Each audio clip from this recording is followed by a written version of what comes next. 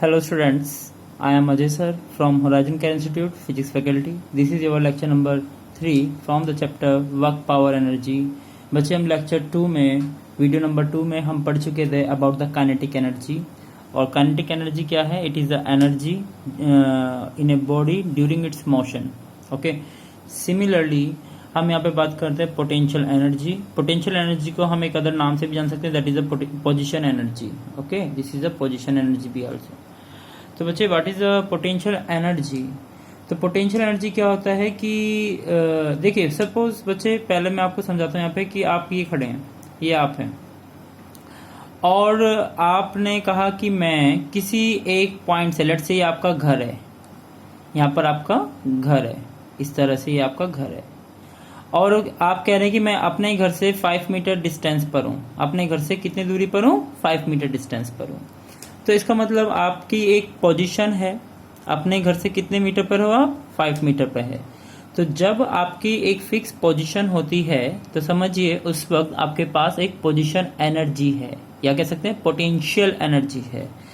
तो किसी भी पोटेंशियल एनर्जी को डिफाइन करने से पहले हमें एक अपना रेफरेंस बनाना पड़ता है कि हम रेफरेंस पॉइंट क्या बनाते हैं. जैसे कि मैंने कहा आपकी पोजीशन कहाँ है, तो पहले तो आप बताएंगे कि आप मेजर कहाँ से कर रहे हैं? अपने घर से कर रहे हैं, और घर से मेजर करके फिर आप कह रहे हैं कि 5 मीटर. ठीक है, अगर जो आप सिर्फ आप इतना बोलते हैं कि 5 मीटर है मेरी डिस्टेंस, तो मैं 5 मीटर कहाँ से मानूं? स्कूल से मानूं, आपके घर से मानूं, या कहाँ से मानूं? तो नॉर्मल सी बात है, पहले आप एक अपनी पोजीशन फिक्स करेंगे, एक फिक्स पॉइंट करेंगे आप यहाँ पे, जहाँ से आप अपनी डिस्टेंस को मेजर करेंगे. तो इसके रेस्पेक्ट में आपकी पोजीशन पता चलेगी. इसका मतलब पोटेंशियल एनर्जी आपकी इसके रेस्पेक्ट में निकलेगी. ओके, तो हम कह सकते हैं पोटेंशियल एनर्जी क्या होती है? Potential energy is the energy possessed by an object due to its motion. Possess मतलब या कह सकते हैं बनना, या फिर formation. It is the energy formed by an object during its motion due to its position. Okay, sorry, its position है, यहाँ पे ये पोजिशन है. ओके, तो it is also known as the position energy. तो इस चीज को जरूर याद रखें कि पोटेंशियल एनर्जी पोजीशन की वजह से होती है, और पोजीशन हमेशा पहले एक रेफरेंस पॉइंट से मेजर की जाती है. इसलिए पोटेंशियल एनर्जी को बताने के लिए हमें रेफरेंस पॉइंट कंसीडर करना पड़ता है.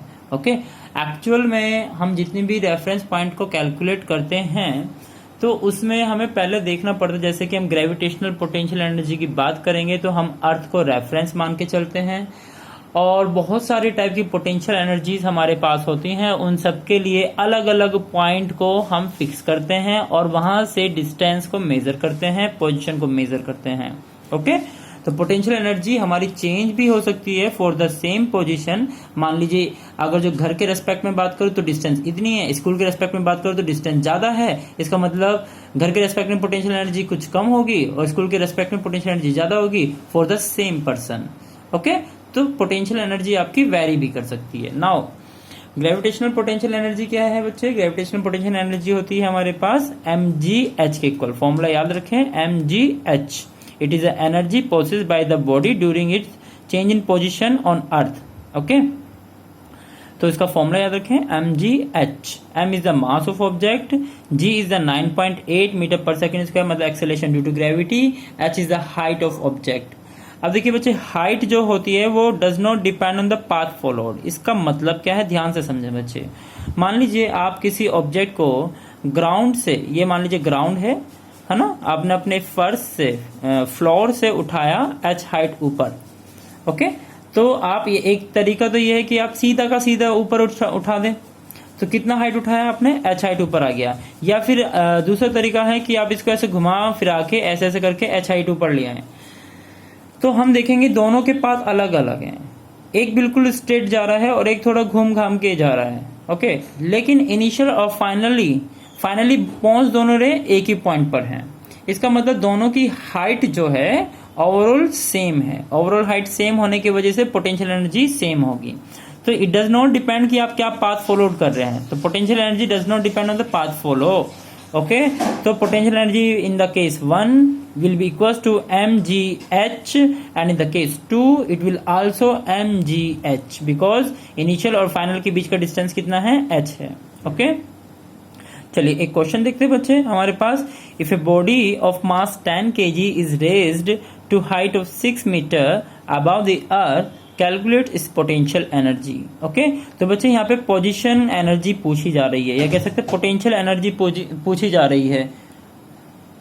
ओके, किसके कहां से पूछी जा रही है? अर्थ के रेस्पेक्ट में पूछी जा रही है। तो अर्थ का रेफरेंस हमने माना, अर्थ से हमने 6 मीटर ऊपर उठाया, तो अर्थ के रेस्पेक्ट में इस ऑब्जेक्ट की पोटेंशियल एनर्जी फाइंड करनी है।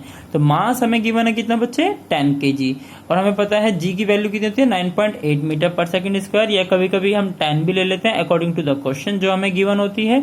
अब जो क्वेश्चन में गिवन है तो ठीक है, नहीं दी है तो 9.8 लेके चले। और हाइट कितनी है बच्चे? 6 मीटर। कितना ऊपर उठाया उसको? 6 मीटर ऊपर उठा दिया है। तो फॉर्मूले में पुट करेंगे, पोटेंशियल एनर्जी का फॉर्मूला होता है mgh, मास हमें गिवन है, g हमें पता है, h हमें पता है, तीनों को मल्टीप्लाई करेंगे तो आंसर हमारे पास आ जाएगा कितना बच्चे? 588 जूल। Thank you.